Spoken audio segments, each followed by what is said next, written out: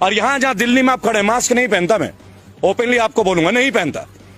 और लगभग 3 करोड़ से ज्यादा लोगों से मिला हूं, वर्क कर रहा हूं कोरोना के ऊपर भी, एक से एक वर्ल्ड के फेमस डॉक्टर्स के साथ बराबर। अगर है कोरोना तो बंगाल में रैली क्यों हो रही है? अगर था कोरोना तो बिहार में रैली क्यों हो रही है? और अगर अब भी कोरोना है तो तमिलनाडु में क्यों हो रहा है? तब इनके नहीं। अमित शाह जी मास्क पहनते हैं क्या? अंजना सिंह पहनती है क्या आज तक में? ये रूल हम जैसे सिविलियंस के लिए 2000 रुपए का चालान गाल पे चाटा नहीं लगता? क्या दे दिया हम लोगों को? ब्यूटी पार्लर वाले घर बैठे रहे, टैक्सी वाले घर बैठे रहे, कोचिंग इंस्टीट्यूट वाले घर बैठे रहे, जिम चलाने वाले घर बैठे रहे, एक का भी किराया रुका गया, लोग बर्बाद हो गए, बर्बाद हो गए। उनके लिए बैकअप पैकेज रहा, इन्होंने बोला मुद्रा लोन दे दिया। चलिए आप पत्रकार हैं, 100 युवक ले लीजिए जो पोस्ट ग्रेजुएट हो, मैं तो गोल्ड मेडलिस्ट हूं, 100 गोल्ड मेडलिस्ट लेके आता हूं, बताइए कौन से बैंक में चलूं? आपको एक को मुद्रा लोन नहीं मिलता। कारण बैंक वालों को कोलैटरल चाहिए। Collateral, what is collateral? कि लोन तब देंगे जब आपके पास बैकअप रहेगा। जबकि गवर्नमेंट ये कहती है ये उन यूथ के लिए ये परियोजना है जिनके पास कुछ नहीं, अच्छी विचारधारा, हम एक प्रोजेक्ट उनको देंगे। Where is that project? कहां है वो प्रोजेक्ट? इस बात का विवाद है। तो हमारा विवाद नहीं है, हमारा फाइट आपके साथ, बैड गवर्नेंस के साथ। और हम लोग बजाते सबकी हैं, हम लोग कांग्रेस को भी बख्शते नहीं है। मैं आपको बता दूं, अगर राहुल गांधी में ही दम होता, उनमें ही क्वालिटी होती, तो हमें इनको थोड़ी झेलना पड़ता, अच्छे दिन का जुमला थोड़ी सहना होता। उन्होंने भी वही किया, इन्होंने भी यही किया। और आज अगर कुछ कोई अच्छा कर रहा है, अगर मैं अभी बोल दूं राहुल गांधी अच्छा है तो कांग्रेस का चमचा, अगर मैं अभी बोल दूं केजरीवाल बिजली दे रहा है तो उसका दल्ला, यही तो इनके पास रह गया। केवल आईटी की वॉर है हम लोगों के साथ, आईटी। और अब जो आपने बोला ना सोशल मीडिया, क्या हो जाएगा सोशल मीडिया में? रोक दोगे तो क्या होगा? बोलना बंद कर देंगे। अरे जिस रोड पे खड़े होंगे ना, वहां हजारों लोग खड़े होंगे। जुबान भी बंद कर दोगे क्या? जुबान बंद कर दोगे? अनुराग ठाकुर नहीं बोलते हैं गोली मारो, मार दो गोली भाई, गद्दारी तो दिखा दो। अरे गद्दार को तो जीने का हक ही नहीं है। आपके लोगों में अनुराग ठाकुर कौन से गाड़ी में घूमते हैं जी? और परिवारवाद की चर्चा, राजनाथ सिंह का बेटा कौन है? मैं गौतम बुद्ध नगर में रहता हूं, राम राज्य में, जहां बोलना मना है, आपकी जानकारी के लिए मैं वहीं से बजाता हूं। कौन है पंकज सिंह? राजनाथ सिंह का बेटा। वहां के एमएलए कौन थी? विमला बाथम। कहां की थी? बेस्ट एमएलए थी। उनको हटा के राजनाथ सिंह के बेटे को टिकट दे दिया जाता है। परिवारवाद नहीं है? तब मुलायम सिंह याद आता है आपको, तब लालू याद आता है। Rules has to be made not biased for all, one for all for one. अब देखिए 12 करोड़ लोग हमारे फाउंडेशन से जुड़े हैं। इस साल के अंत तक 25 करोड़ का टारगेट है, और 2022 यूपी और 2024 पूरे देश में। लेकिन कोई पार्टी को सपोर्ट नहीं करेंगे। ओपनली हमने एक बात बोला है, जो भी कैंडिडेट क्राइम फ्री हो, जिनके ऊपर मुकदमा नहीं हो, औरतों के प्रति गंभीर केस ना हो, जिन्होंने छात्र में नेता कभी भी कोई काम किया हो, या जो अनएजुकेटेड हो, अपनी गली मोहल्ले का, उन सब लोगों को हम फाइट के लिए तैयार हैं। रेबल फाउंडेशन उनके लिए तैयार है। 97 केसेस लड़ रहा हूं, विनिंग रेट 100% है। आज तक हारे नहीं है जिस केस को उठाया है लीगली। अब ये चौथा केस है। अब देखिए इनको आरटीआई से हराएंगे, आज चौड़े में हराएंगे, इनको जवाब तो देना पड़े। आज किसान आंदोलन में 200 से ज्यादा लोगों ने शहादत दी है, 200 से ज्यादा लोगों ने। उनके लिए किसी को समय नहीं मिल रहा है। लेकिन राष्ट्रपति महोदय को इस कोरोना काल में एक स्टेडियम का अनावरण करने का समय मिल रहा है। और आप वो दौर देखिएगा किस तरीके का, मास्क पहन के लोग जा रहे हैं, स्टेडियम का नाम रखा जा रहा है, अंबानी कॉर्नर भी है, अडानी एंड भी है। ये भी आपको बता देना चाहूंगा। एक सवाल लोगों के मन में केवल ये रह गया, 23 तारीख को मैं कलकत्ता था, मुझे पता चला कि माननीय मोदी जी भी कलकत्ता पहुंच रहे हैं, तो मैं शहीद मीनार में था, मेरी वहां कॉन्फ्रेंस थी, और नेताजी सुभाष सेना के लोगों ने मुझे इन्वाइट किया था। उन्होंने जाके नेताजी सुभाष चंद्र बोस के बारे में कितनी ही बातें करी। 23 जनवरी, उन्हें जब भी किसी राज्य के कोई नेता की याद आती है ना, वो तुरंत फ्लाइट लेके पहुंच जाते हैं। अगर उनके दिल में सच में ये भक्ति होती है नेताजी सुभाष चंद्र बोस के लिए, या चंद्रशेखर आजाद के लिए, या प्रफुल्ल चाकी के लिए, या अशफाक उल्लाह खान के लिए, किसी भी हमारे शहीद आजम भगत सिंह के लिए, तो क्या ये स्टेडियम उनके नाम में नहीं करना चाहिए था? अगर वो ये करते तो हमें ये लगता कि नहीं, ये राजनीतिज्ञ नहीं है, ये नेशनल लीडर है। नेशनल लीडर, केवल प्राइम मिनिस्टर नहीं है। हमने मोदी जी को as a prime minister selection नहीं किया था, हमने उनको सिलेक्शन किया था एज अ नेशनल लीडर, कि एक साधारण व्यक्ति भी बिना खानदानी पॉलिटिक्स का, बिना पैसेपति, बिना पूंजीपति परिवार के, क्योंकि वो खुद को चाय वाले बताते हैं, राइट, तो वो प्रधानमंत्री बन सकते हैं। क्या फर्क रहा जब 2010 से पहले मायावती जी ने दलित प्रेरणा स्थल में अपना स्टैचू लगाया था, अपनी प्रतिमा लगाई थी। उन्होंने लोगों से आह्वान किया था कि मुझे पूजो, मुझे पूजो, ये कहा था। लेकिन तब यही लोग थे जो विरोध करते थे। आज इनको क्या हो गया भाई? आज आप अपना नाम की पूजा नहीं करा रहे? क्या इस वक्त उनकी उतनी उम्र हो गई है? अब बहुत जल्दी आप ये भी देखेंगे कि भारत रत्न आपको ना मिल जाए, क्योंकि जिस देश में मौजूदा प्रधानमंत्री के नाम पे स्टेडियम होता है, और उसका अनावरण मौजूदा राष्ट्रपति करते हैं, तो कहीं ना कहीं सबको टेंशन होती है। महंगाई पे देखिए, देश के असली मुद्दे इस वक्त स्टेडियम नहीं है।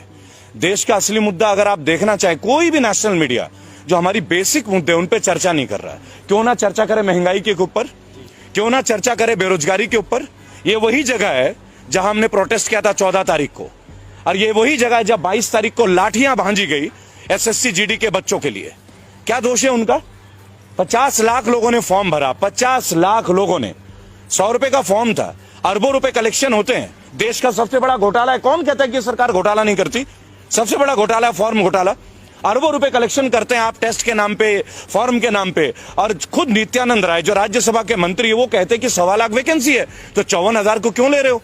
जिन लोगों ने रिटर्न टेस्ट दे दिया, मेडिकल टेस्ट दे दिया, फिजिकल टेस्ट पास कर दिया, और कोई टेस्ट बचा ही नहीं, इसके ऊपर कौन बात करेगा? क्या राष्ट्रपति महोदय को मैं ज्ञापन देने गया था, आपकी जानकारी के लिए 14 तारीख को राष्ट्रपति महोदय का मैंने ज्ञापन दिया है एसएससी जीडी के अभिभावकों के साथ, उनके बच्चों के साथ। मैं स्वयं था। प्रत्यक्ष प्रमाण को आवश्यकता नहीं कि आपको इस पुख्ता सबूत दें। क्यों नहीं उनके बारे में बात हो रही है? केवल एनडीटीवी को छोड़ के कोई क्यों नहीं दिखा रहा है, या यूट्यूबर्स को छोड़ के कोई क्यों नहीं दिखा रहा? और कल से ओटीटी और हमारे यूट्यूब के ऊपर भी पाबंदियां शुरू हो रही है। पता है ये सब क्यों हो रहा है? वो कहते हम कांग्रेस मिटा देंगे, वो कहते हम ये मिटा देंगे। अरे आपको मिटाने की क्या जरूरत है भाई? आप अपने काम को इतना अच्छा कर लो ना कि दूसरे भी आपको जुड़ जाएं। ये भी आपको समझना होगा। आपका काम सर्वश्रेष्ठ होना चाहिए। अगर आप दूसरों को खत्म करने में सर्वश्रेष्ठ हैं, तो इसका मतलब आपको काम करने का आदत ही नहीं है। देखिए, ministry of finance, Anurag Thakur ji के इतने बड़े बड़े स्टेटमेंट थे।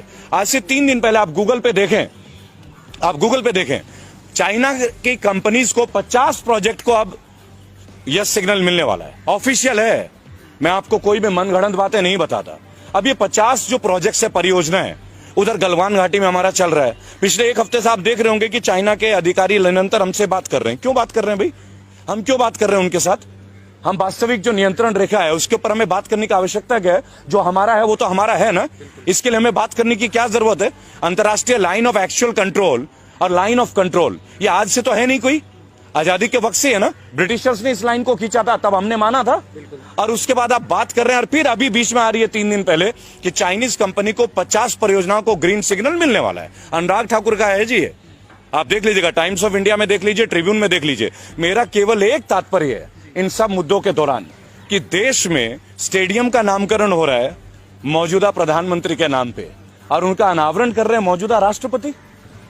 वो राष्ट्रपति महोदय जिनको 200 लोगों की शहादत पे वक्त नहीं मिल रहा है, वो राष्ट्रपति महोदय जिनको मुरादनगर में एक, आप बोलते हैं ना कि हम प्राइवेटाइज का विरोध क्यों कर रहे हैं, आपको उदाहरण देंगे कि क्यों हम लोग उदाहरण दे रहे हैं कि आपको सरकारी संपत्ति आप क्यों बेच रहे हैं, उसके ऊपर उदाहरण है। आज से महज 1.5 महीने पहले मुरादनगर में एक परिवार का अंतिम दाह संस्कार था। आप सब यूट्यूबर्स आप परिचित होंगे इस समाचार से, और कई परिवार गए थे उनके अंतिम संस्कार के लिए। और 2 महीने पहले वो शवगृह बन के तैयार हुआ था, उसका जो भवन है, अचानक से छत गिर जाता है और 25 लोगों की अर्थी उठती है उसी शमशान घाट से। 2 महीने पहले कंस्ट्रक्शन, A क्लास कॉन्ट्रैक्टर, और 25 लोगों का जान खोना, और क्या मिलना? 2 लाख रुपए का मुआवजा। 2 लाख।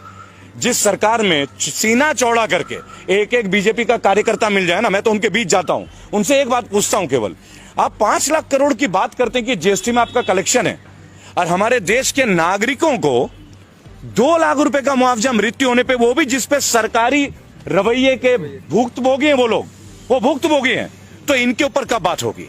कब बात होगी इनके ऊपर? इनको 2 लाख क्यों? देश तरक्की कर रहा है। आप ये कह रहे हैं कि देश तरक्की कर रहा है, राइट? अगर देश तरक्की कर रहा है तो देशवासियों से तरक्की होती है ना। देश का तरक्की क्या होता है? भारत की तरक्की क्या है? भारतीयों की तरक्की होती है, भारत की तरक्की। देखिए, मैं एक बात आपको बताना चाहूंगा कि ट्विटर का पर्पस क्या है? जेन्युइन इंफॉर्मेशन को लोगों तक पहुंचाना, अपनी फीलिंग्स को लोगों तक पहुंचाना। नेशनल मीडिया, जिसको अब हम लोग धीरे धीरे गोदी मीडिया के तौर पे जानने लगे हैं, कौन है ये नेशनल मीडिया? ये सारे सैटेलाइट चैनल। आप देखिए, रजत शर्मा जनता की अदालत करते थे। क्या रजत शर्मा ने कभी ये नहीं सोचा कि एक बार बाबा रामदेव से पूछे? ये वही बाबा रामदेव है जिन्होंने कहा था कि 30 रुपए में पेट्रोल मिलना चाहिए। ये वही बाबा रामदेव है जिन्होंने बोला था काला धन वापस आना चाहिए। देखिए, हम मोदी जी के हर चीज के खिलाफ नहीं है, कभी भी नहीं है, और व्यक्तिगत तौर पे तो उनके खिलाफ कभी भी नहीं। हम आज भी मोदी जी बोलते हैं, पूज्य नहीं बोलते, माननीय प्रधानमंत्री है। लेकिन अगर आपकी पॉलिसीज हमें तोड़ती हैं, अगर आपकी पॉलिसीज से लोगों का बेरोजगार का स्केल आउट डाउन हो रहा है, तो क्वेश्चंस तो उठेंगे, सवाल तो उठेंगे। और अगर आप में क्षमता है, आपके मंत्री में क्षमता है, तो आप उन सवालों का हमें जवाब दे दें। आप हमें जवाब दे दीजिए, हम संतुष्ट हो जाएंगे। आप हमारे सवालों का जवाब नहीं दे रहे, आप आरटीआई का जवाब नहीं दे रहे। जो आरटीआई, देखिए सबसे बड़ी बात क्या है, हमारे पास एक पावर था, राइट टू इंफॉर्मेशन। मैं खुद एक आरटीआई एक्टिविस्ट हूं।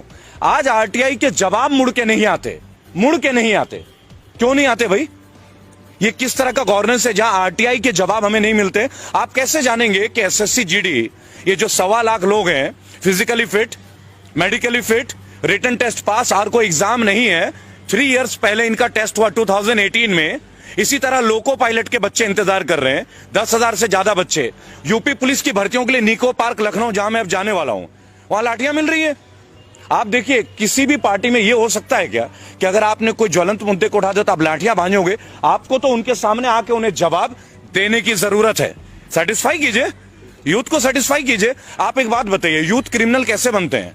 आज की डेट में भारत में सबसे ज्यादा पढ़े लिखे लोग जो हैं वो बेरोजगार है, और वो केवल इस भाजपा शासन की देन नहीं है, ऑब्वियसली कांग्रेस की भी देन बहुत बड़ी रही है। लेकिन what about the change? What about the change? इसीलिए तो हम इनको लेके आए थे ना। और कितने साल, और कितने साल भाई? 7 साल होने को आए ना। 1 साल में आपको एक वैकेंसी तो देनी पड़ेगी ना, कोई एक सेक्शन में। और ये तो तब है जब उसी ब्रांच में सीट वेकेंट है, पैरामिलिट्री फोर्सेस की पोस्ट वेकेंट है। ये खुद पैरामिलिट्री वाले बोल रहे हैं, यानी देश की सुरक्षा खतरे में, और बच्चे सिलेक्टेड है, फिर भी आप उनको जॉब नहीं दे रहे हो। आपको समझना होगा। देखिए, मैं क्लियर आपको बताऊंगा कौन नहीं है रेबल, अब कौन नहीं है। हर एक यूट्यूबर बागी है। क्यों बागी है? क्योंकि वो ग्राउंड जीरो लेवल पे सच्चाई को प्रदर्शित कर रहा है, चाहे आप हो चाहे जितने भी और चैनल्स है। अरे एक रिस्क है। अरे क्या कमा लेते हैं, क्या पैसे कमाते हैं क्या वो लोग? उन्हें भी लगता है कि हम अपने हिस्से की जिम्मेदारी राष्ट्र के प्रति निभाएं। क्या आपको लगता है कि जितने भी बैचलर ऑफ जर्नलिज्म करके बच्चे बैठे हैं, क्या उनको जॉब मिल रही है? क्या आप जाके देखिए, आज तक में कितनी रिक्रूटमेंट है, इंडिया टीवी में कितनी रिक्रूटमेंट है, एबीपी न्यूज में कितनी रिक्रूटमेंट है। वही रूबिका लियाकत, वही रजत शर्मा सालों से। क्या नेपोटिज्म नहीं है ये सब? वही अर्चना सिंह, क्या ये नेपोटिज्म नहीं है? यानी जो लड़के गोल्ड मेडलिस्ट करके पास होते हैं जर्नलिज्म करके, उन्हें क्यों नहीं मिलती नेशनल मीडिया? मैं भी उनमें से एक हूं। I myself, I won the best result in year 2000, और the best one in my university, CCS university Meerut. मिल गया क्या मुझे? क्यों नहीं मिलता? उसके लिए आप क्या बोलेंगे कि आपने अच्छी मेहनत नहीं की? लेकिन हमें अपने हिस्से का वो जॉब नहीं चाहिए, लेकिन हमें अपने हिस्से का सम्मान तो चाहिए ना।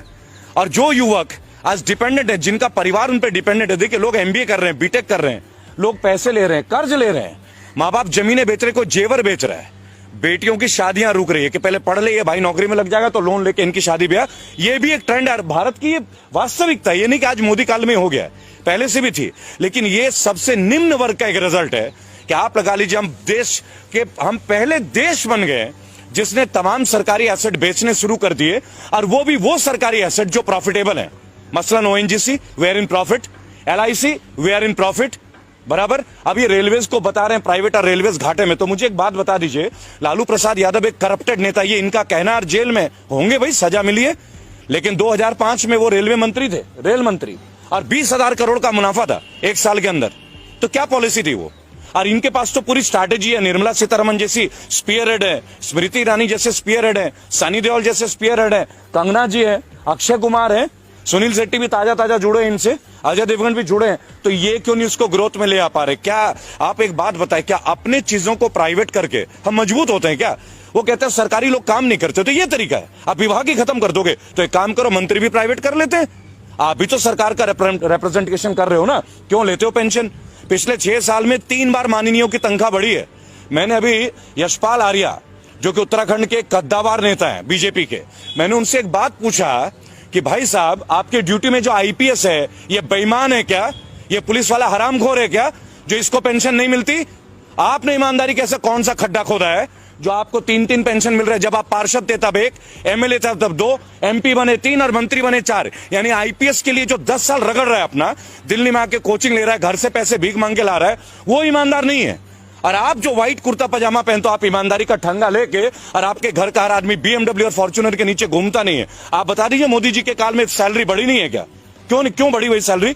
अगर आप ईमानदारी का परिचय देते, घटाइए ना। एनपीएस उन पे भी लागू कीजिए, पेंशन बंद कर दीजिए। हम आपके साथ खिलाफ नहीं है, सख्त आपकी विचारधारा को समर्थन करेंगे, लेकिन एक कंडीशन है। 5 सवाल है। देखिए, आप लोग इतने सवाल पूछते हैं ना, 5 क्वेश्चन पे हमारे साथ आके डिबेट पे आ जाइए। Only 5 question. पहली बात, एम्प्लॉयमेंट के ऊपर बात करते हैं। फर्स्ट, एम्प्लॉयमेंट के ऊपर बात कर लेते हैं, केवल एम्प्लॉयमेंट। एम्प्लॉयमेंट पे आपने लास्ट 6.5 years में जो आपके केंद्र शासित प्रदेश हैं, 15 साल रहे आप मध्य प्रदेश में, छत्तीसगढ़ रहे 10 साल से ऊपर, बराबर। स्टैट्स के साथ बात करूंगा, जुबानी बात नहीं करूंगा, पूरा स्टैट्स है। आरटीआई एक्टिविस्ट हूं, 27 बार की जेल की यात्रा है सर, और भक्त रहा हूं मोदी जी का, कड़ा भक्त। कई लोगों से लड़ाई लड़ी है, अब इसलिए हिम्मत मिली कि उनके सामने भी लड़ने की।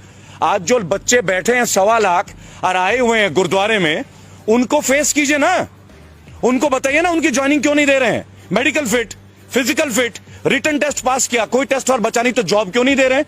और आपके पास वैकेंसी है, क्यों नहीं दे रहे भाई उनको जॉब, बताइए। रेलवे के बच्चे बैठे हैं, लोको पायलट के 10,700, यूपी पुलिस के वर्दी का 2018 से इंतजार, 2015 के एसएससी के बच्चे, 2012 के बच्चे, कितने दिन आत्महत्या। आप लास्ट 3 महीने में 200 बच्चों ने आत्महत्या किया है। उनके मां बाप को दुख नहीं होता क्या? लोअर मिडिल क्लास फैमिली, कई ओवर एज हो गए, दोबारा गवर्नमेंट जॉब दे नहीं सकते हैं, सेलेक्टिविटी है।